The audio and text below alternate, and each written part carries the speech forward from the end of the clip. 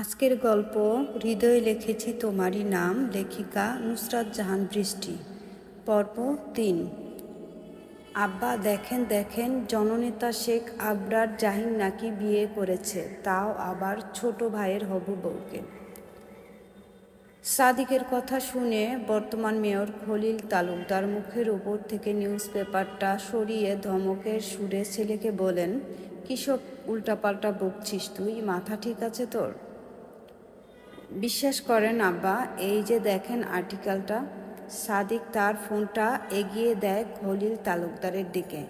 খলিল তালুকদার চোখের চশমাটা ঠিক করে ছেলের বলা কথাটা সত্যটা যাচাই করে রহস্যময় হাসি দিয়ে বলেন, বিয়ে হওয়ার কথা ছিল ছোট ভাইয়ের, কিন্তু এখন বিয়ে করলো বড় ভাই। ব্যাপারটা বড়ই রোমাঞ্চকর। আব্বা, ওই জাহিনকে তো আমাদের তরফ থেকে অভিনন্দন জানানো দরকার। আফটার অল আমাদের বিরোধী দল বলে কথা। খলিল তালুকদার চায়ের কাপে মুখ দিয়ে বলেন, তা আবার বলতে, কাল সকালে 5 কেজি মিষ্টি কিনে আমাদের সকলের প্রিয় জননেতা জাহিনকে অভিনন্দন জানাতে যাব। কথাটা বলেই খলিল তালুকদার নিঃশব্দে হেসে ওঠেন, আর মনে মনে ছক করছে কি করে এবারের ইলেকশনটাও জিতে যায়। জাহিন অয়ন্তীকে কোলে করে নিয়ে এসে সোফায় বসিয়ে দিয়ে নিজের হাঁটু গেড়ে অয়ন্তীর সামনে বসে কোমল গলায় বলে, কোন পায়ে ব্যথা পেয়েছেন অয়ন্তী? অয়ন্তী নিচু গলায় বলে, আমি ঠিক আছি। জাহিন আর কোনো কথা না বলে নিজেই অয়ন্তীর ডান পায়ে হাত দিয়ে পাটা এগিয়ে আনে সামনের দিকে। অয়ন্তী জাহিনের করা কাজটা দেখে ভরকালো আর সাথে সাথে বলল, কি করছেন কি আপনি? আমি ঠিক আছি বললাম তো। জাহিন চোখ তুলে অয়ন্তীর দিকে তাকায়। জাহিনের শান্ত চোখের চাউনি দেখে অয়ন্তী আর কিছু বলার সাহস পেল না। জাহিন পায়ের দিকে তাকিয়ে বলে, এই পায়ে ব্যথা পেয়েছেন? এমন সময় জোহরা বেগম আসেন। এতক্ষণ উনি নতুন বউকে বরণ করে ঘরে তোলার জন্য সব আয়োজন করছিলেন, কিন্তু যখনই বসার ঘরে এসে এসব দেখেন তখনই আঁতকে উঠে বলেন, কি হয়েছে? যারা মাকে দেখে বলে, ভাবি গাড়ি থেকে নামতে গিয়ে ভাঙা ইটের সাথে লেগে পা মচকে গেছে। কি বলছিস? মেয়েটাকে তোরা সাবধানে নিয়ে আসবি না? ও এখানকার রাস্তাঘাট চিনে নাকি ভালো করে? তুমি চিন্তা করো না মা, ভাইয়া দেখছে তো। জোহরা বেগম অয়ন্তীর কাছে গিয়ে নরম গলায় বলেন, বেশি ব্যথা পেয়েছো মা? অয়ন্তী মুচকি হেসে বলে, না না, আমি ঠিক আছি, এতটা অস্থির হওয়ার কিছু হয়নি। জাহিন অয়ন্তীর অন্যমনস্ক হওয়ার সুযোগটা নিল। ঠাস করে অয়ন্তীর পা মোচড় দিতেই ব্যথায় চিৎকার করে উঠে অয়ন্তী। অয়ন্তীর চিৎকার করা দেখে জোহরা বেগম ছেলেকে ধমকের স্বরে বলেন, এই জাহিন, তুই তো ওর ব্যথা কমানোর বদলে ব্যথা আরও বাড়িয়ে দিচ্ছিস। জাহিন উঠে দাঁড়িয়ে বলে, মা, এটা না করাতে এখন উনি ঠিক মতো হাঁটতে পারবেন। এমন সময় আলেয়া বেগম তুচ্ছ-তাচ্ছিল্য করে বলেন, কি দিনকাল এলো রে বাবা, যার বউ ব্যথা পেয়েছে তার কোনো দেখা হদিস নেই, উল্টে ভাসুরকে সেবা করতে হচ্ছে ছোট ভাইয়ের বউয়ের পা ধরে। যার বউ পায়ে ব্যথা পেয়েছে সেই সেবা করছে আপা। তাই তুমি অযথা কথা বলে নিজের জবানটা আর নষ্ট করো না। আজহার শেখের গলায় এই কথা শুনে আলেয়া বেগম যেন নিজের কানকে বিশ্বাস করতে পারছেন না। কি বলছে তার ছোট ভাই?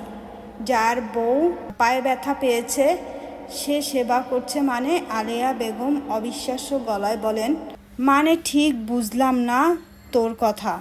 বিহানের সাথে অয়ন্তী মায়ের বিয়ে হয়নি, বরং জাহিনের সাথে বিয়ে হয়েছে, তাই আপা তুমি কিছু না জেনে এসব আজে বাজে কথা বলে এত সুন্দর পরিবেশটা নষ্ট করো না। আয়েশা বেগম হতভম্ব হয়ে বলেন, জাহিনের সাথে কেন এই মেয়ের বিয়ে হবে?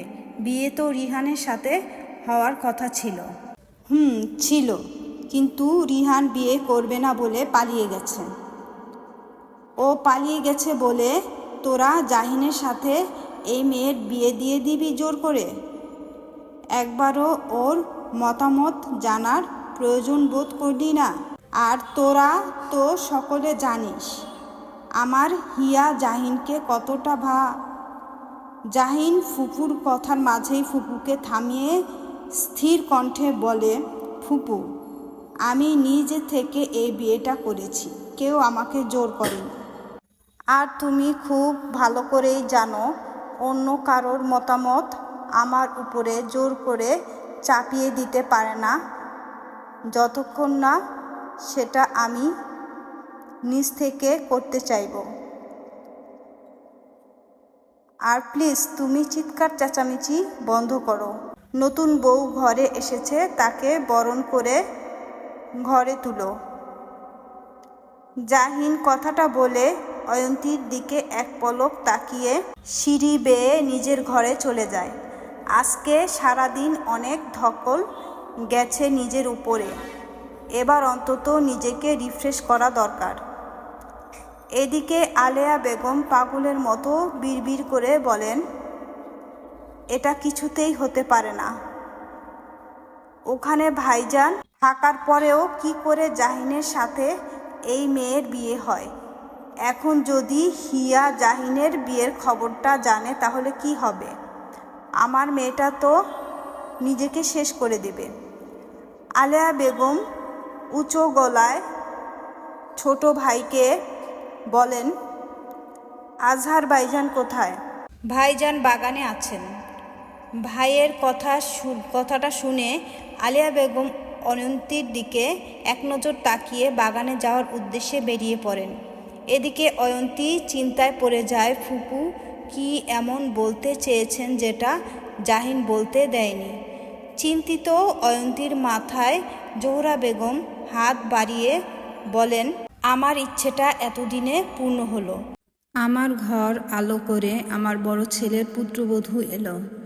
কথাটা বলে যারাকে উদ্দেশ্য করে বলে, যারা তোর ভাবিকে তোর ঘরে নিয়ে যা, অনেকটা রাস্তা জার্নি করে এসেছে, ফ্রেশ হওয়া দরকার। বরণ করে তো আর ওকে ঘরে তুলতে পারলাম না, তার আগে জাহিন ওকে ঘরে নিয়ে এসে পড়েছে। যারা অয়ন্তীর হাত ধরে বলে, চলো ভাবি, আজকে রাতটা আমার সাথে থাকবে, আগামীকাল থেকে তুমি সারা জীবনের জন্য ভাইয়ার ঘরে থাকবে, বুঝলে? আজমল শেখ সুইমিং পুলের পাশে দাঁড়িয়ে আছেন, চোখে মুখে ভেসে আছে টেনশনের ছাপ। ছোট বোনকে কি উত্তর দিবেন সেটা মনের মাঝে আগে থেকেই সাজিয়ে গুছিয়ে নিচ্ছেন। এমন সময় আলেয়া বেগমের গলার স্বর ভেসে আসে, ভাইজান। আজমল শেখ বোনের গলা শুনে জোরে নিঃশ্বাস ছেড়ে নিজেকে শান্ত রেখে বলেন, বলুন, আপনি আমার দিকে ফিরে কথা বলুন। আজমল শেখ বোনের দিকে ফিরে বলেন, কি হয়েছে? আপনি আমায় কথা দিয়েছিলেন ভাইজান, আমার হিয়ার সাথে জাহিনের বিয়ে দিবেন, কিন্তু এটা কি করে হলো আপনি ওই স্থানে উপস্থিত থাকার পরও? আজমল শেখ বোনকে বুঝানোর স্বরে বলেন, দেখ আলেয়া, পরিস্থিতি তখন এতটা খারাপ ছিল যে এছাড়া কোনো উপায় ছিল না আমাদের হাতে। আর জাহিন তোর মেয়েকে সেই নজরে দেখে না যেটার মাধ্যমে ওরা দুজন স্বামী স্ত্রীর মতো একটা পবিত্র বন্ধনে আবদ্ধ হতে পারে, সেটা তুই ভালো করেই জানিস। আপনি আমায় কথা দিয়েছিলেন ভাইজান, সেই কথা আপনি রাখতে পারেননি। আমার মেয়েটা কিছু করে বসে, তাহলে যা হয় ভালোর জন্যই হয়। আলেয়া, তোর মেয়েকে বুঝা, আশা করি ওকে বুঝালে ও সবটা বুঝবে। ও এতটাও অবুঝ নয়।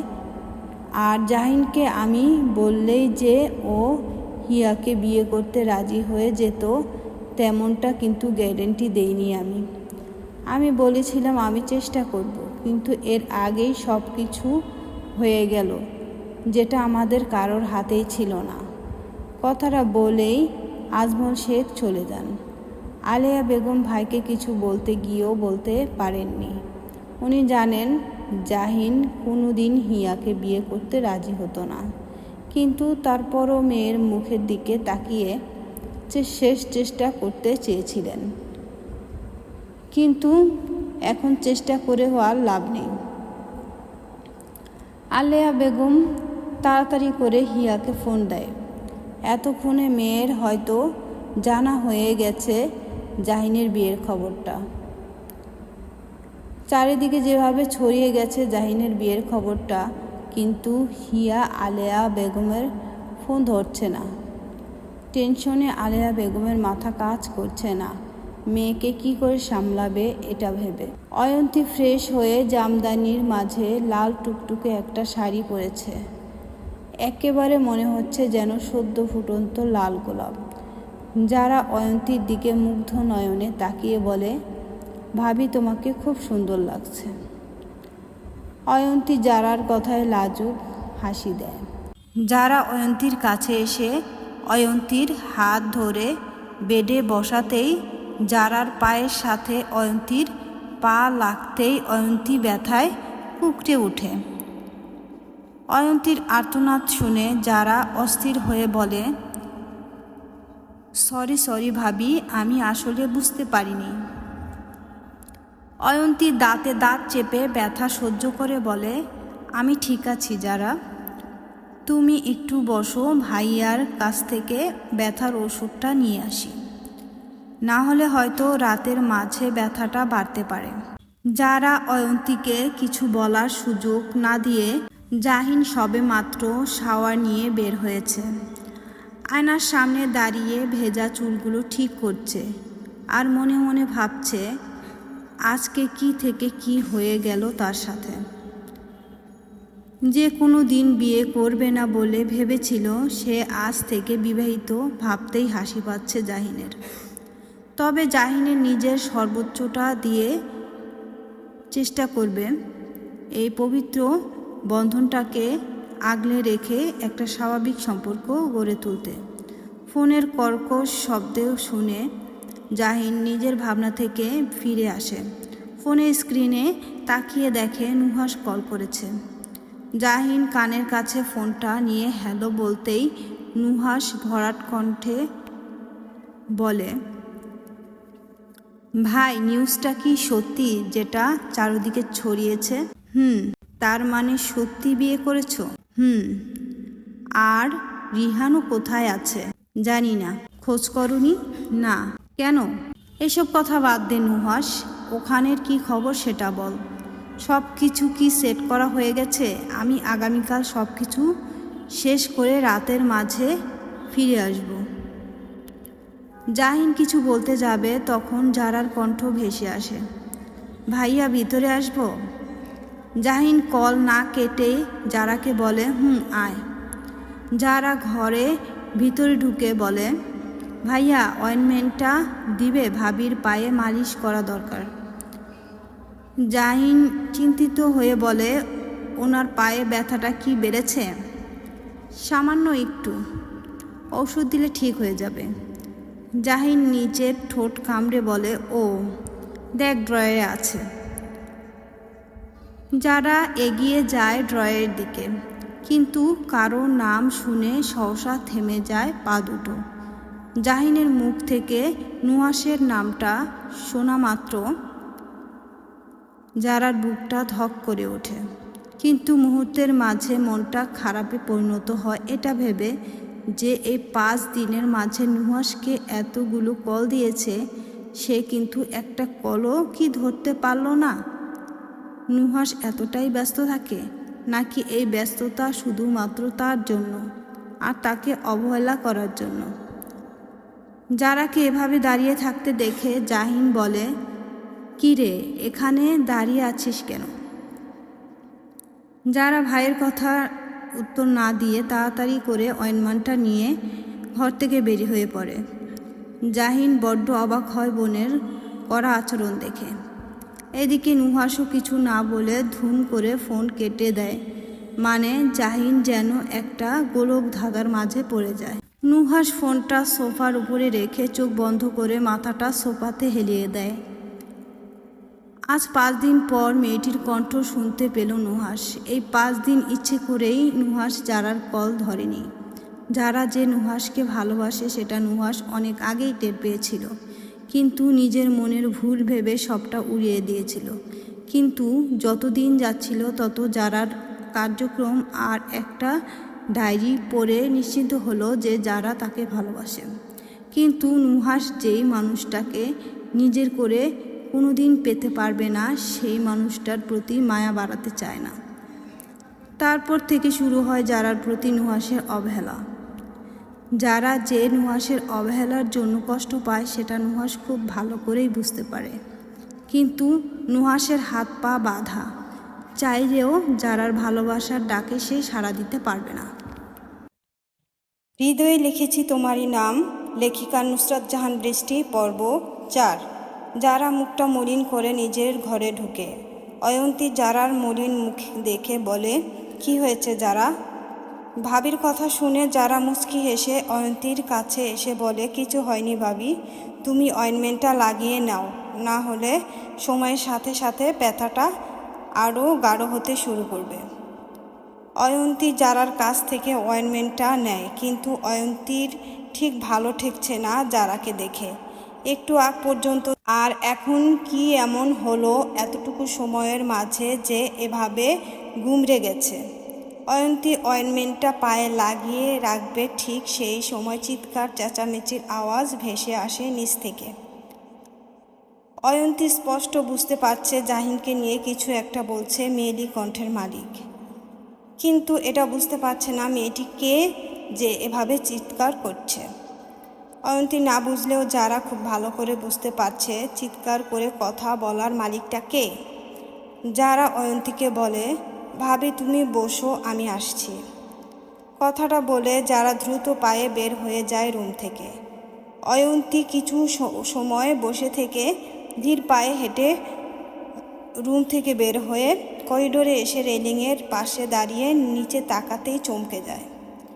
জাহিনের এক হাত আঁকড়ে ধরে একটা মেয়েটা অঝরে কান্না করছে, আর এদিকে জাহিনের চোখে মুখ দেখেই বোঝা যাচ্ছে খুব বিরক্ত হয়ে আছে সে।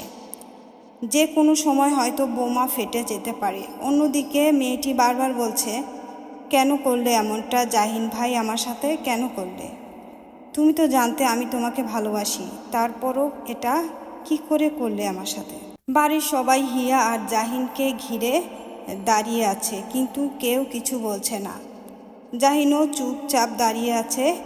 জাহিনকে এভাবে চুপ মেরে থাকতে দেখে হিয়া আলেয়া বেগমকে বলে, মা, জাহিন ভাইকে কিছু বলতে বলো, এভাবে কেন চুপ করে দাঁড়িয়ে আছে? আমার প্রশ্নের উত্তর দিতে বলো। আলেয়া বেগম মেয়েকে বোঝানোর স্বরে বলেন, হিয়া মা, আমার পাগলামো করিস না, একটু শান্ত হও। মায়ের কথা শুনে হিয়া যেন আরও তেতে ওঠে আর উচ্চ স্বরে চেঁচিয়ে বলে, না, আমি শান্ত হব না। জাহিন ভাইকে উত্তর দিতে হবে কেন আমার সাথে এমনটা করলো। এতক্ষণ চুপ থাকা জাহিন শান্ত গলায় বলে, হাতটা ছাড় হিয়া। না, ছাড়বো না আমি তোমার এই হাত, আমি সারা জীবন ধরে রাখবো তোমার হাত। জাহিন এবার আর সহ্য করতে না পেরে জোর গলায় ধমকে স্বরে বলল, ছাড়তে বলছি আমি তোকে আমার হাত। হিয়া হিয়া জাহিনের এমন চিৎকার করা দেখে কেঁপে উঠে আর সাথে সাথে জাহিনের হাতটা ছেড়ে দিয়ে ভয়ে 2 কদম পিছিয়ে যায়। জাহিন জোরে নিঃশ্বাস ছেড়ে অনামিকা আঙ্গুল দ্বারা বা চোখের ভ্রু চুলকিয়ে রাগটা কন্ট্রোল করার চেষ্টা করে। এটা জাহিনের মুদ্রা দোষ, যখনই রাগ উঠবে তখনই এমনটা করবে। চারদিকে পিন পিন নীরবতা বজায় করছে, কারো মুখে কোনো কথা নেই, শুধু ভেসে আসছে হিয়ার নাক টানার শব্দ। ছোট্ট আহার নুডলস খাবে বলে বায়না ধরেছিল মায়ের কাছে, কিন্তু ভাইয়ের অমন ভুবন ফাটানো চিৎকার শুনে সেও তবদা খেয়ে বসে আছে। নুডলস খাওয়ার কথা হয়তো সে ভুলেই গেছে। জাহিন চোখ বন্ধ করে ঢোক গিলে ফুপুর দিকে তাকিয়ে বলে, ফুপু, তোমার মেয়েকে সভ্যতা শেখাও। এর পরের বার যদি ও এই রকম অসভ্যতাম করে আমার সাথে, তাহলে কিন্তু আমি কথা বলবো না, আমার হাত চলবে। তখন কিন্তু এই বিষয় নিয়ে তুমি বাড়াবাড়ি করতে পারবে না, বলে দিলাম আমি। কথাটা বলে জাহিন 2 কদম এগোতেই থেমে গিয়ে আবারও ফুপুর উদ্দেশ্যে বলে, আরেকটা কথা, এই ব্যাপার নিয়ে যদি তোমার আদরের মেয়ে আমার স্ত্রীর সাথে কোনো রকমের বাজে আচরণ করে, তাহলে কিন্তু তোমার মেয়েকে এই মাসুল গুনতে হবে। আমি জানি তোমার মেয়ে অয়ন্তীর সাথে বাজে আচরণ করবে, তাই আগে থেকে ওয়ার্নিং করে গেলাম। কথাটা বলেই জাহিন হনহনিয়ে উপরে চলে যায়। এদিকে অয়ন্তী হতবাক হয়ে তাকিয়ে দেখছে জাহিনের করা কর্মকাণ্ডগুলো। একটা লোক এতটা বিচক্ষণ কি করে হতে পারে, সেটা জাহিনকে না দেখলে অয়ন্তী বুঝতে পারত না। জাহিনকে এদিকে আসতে দেখে অয়ন্তী মাথা নিচু করে টান টান হয়ে দাঁড়িয়ে থাকে। জাহিন অয়ন্তীকে দেখে অয়ন্তীর কাছে এসে দাঁড়িয়ে কোমল স্বরে বলে, আপনার পায়ের ব্যথা কমেছে অয়ন্তী? অয়ন্তী সেই শান্ত আর কোমল গলার ডাক। জাহিনের গলায় এই অয়ন্তী ডাকটা যেন একেবারে কলিজাতে গিয়ে বিঁধে অয়ন্তীর। কারো গলায় যে তার নামটা এত সুন্দর মানাতে পারে, সেটা জাহিনের গলাতে না শুনলে বুঝতে পারতো না অয়ন্তী। অয়ন্তী চুপ করে থাকতে দেখে জাহিন আবারও বলে, আপনি চাইলে ডাক্তার ডাকতে পারি অয়ন্তী, আপনি চাইলে ডাক্তার ডাকতে পারি অয়ন্তী। ডাক্তার ডাকার কথা শুনে হকচকিয়ে উঠল অয়ন্তী। এইটুকু ব্যথা পাওয়ার জন্য তাও আবার ডাক্তার ডাকার কথা বলছে, পাগল নাকি লোকটা? অয়ন্তী মাথা তুলে জাহিনের দিকে তাকিয়ে বলে, না না, ডাক্তার ডাকার কোনো দরকার নেই, আমি ঠিক আছি। ঠিক আছেন, তাহলে বিশ্রাম নিন গিয়ে। অয়ন্তী পা বাড়িয়ে যেতে নিবে তখনই জাহিন বলে উঠে, শুনুন। থেমে যায় অয়ন্তী। জাহিন ধীর গলায় বলল, নিচে এতক্ষণ যা দেখছেন বা শুনেছেন তা নিয়ে টেনশন করার মতো কিছু হয়নি, আপনি আমার উপরে ভরসা রাখতে পারেন। কথাটা বলেই জাহিন নিজের রুমে চলে যায়। কি বলে গেল মানুষটা, তার উপরে অয়ন্তীকে ভরসা রাখার কথা? জাহিন কি ভাবছে, অয়ন্তী তাকে সন্দেহ করবে? কখনো না। অয়ন্তী এমন মেয়েই নয় যে সে এক পাক্ষিকের করা আচরণ দেখে অন্য পাক্ষিকে সন্দেহ করবে। সে যথেষ্ট ম্যাচিওর। অয়ন্তী আবারও নিচের দিকে তাকায়। হিয়া মেয়েটাকে এভাবে কান্না করতে দেখে খুব মায়া লাগছে অয়ন্তীর। মেয়েটির অবস্থা দেখে বোঝা যাচ্ছে জাহিনকে পাগলের মতো ভালোবাসে। আজকে এই ঘটনাটা শুধুমাত্র তার জন্যই হয়েছে। জাহিন যদি ওকে বিয়ে না করতো তাহলে হয়তো এমনটা হতো না। সবাই হিয়াকে বোঝানোর চেষ্টা করছে, কিন্তু হিয়া শুধু মাথা নাড়িয়ে না বলে যাচ্ছে।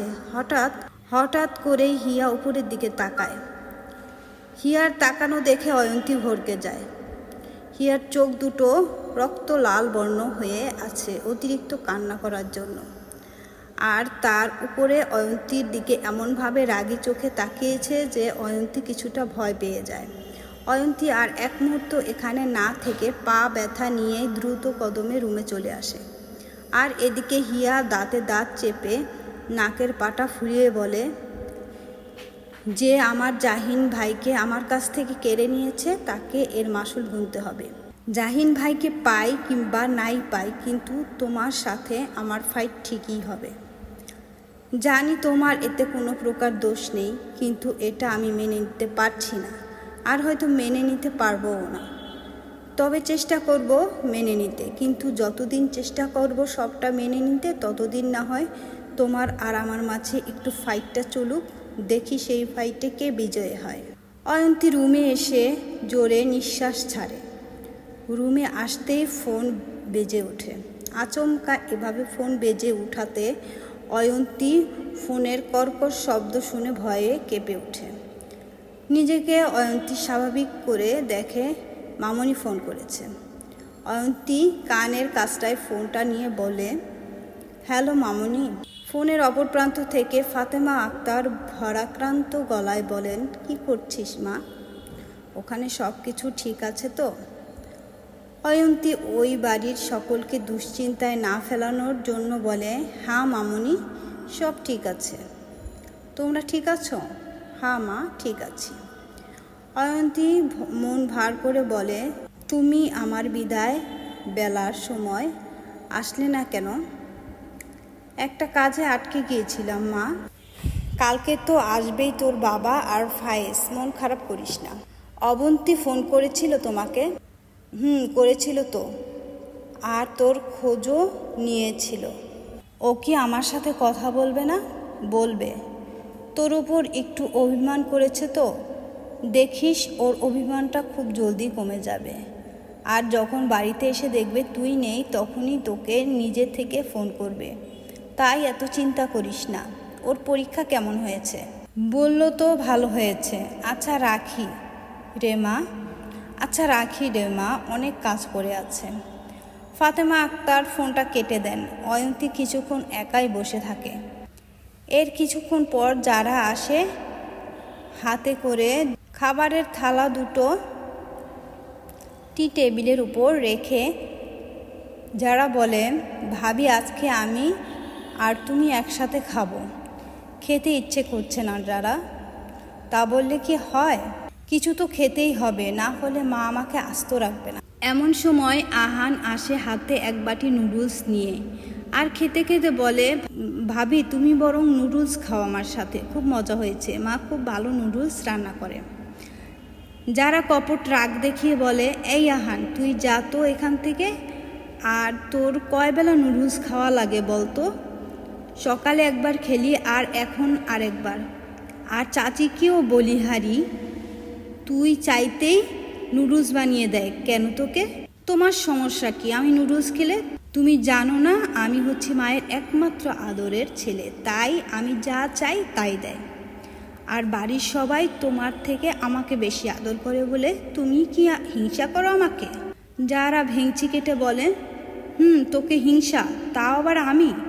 তুই তো আমার হাঁটুর বয়সী, তোকে আমি কোন দুঃখে হিংসা করতে যাব? অদ্ভুত ব্যাপার স্যাপার। পৃথিবীতে আর কত কিছু যে শুনতে হবে আমাকে। থাক, তোমাকে আর ঢং করতে হবে না আমার সামনে।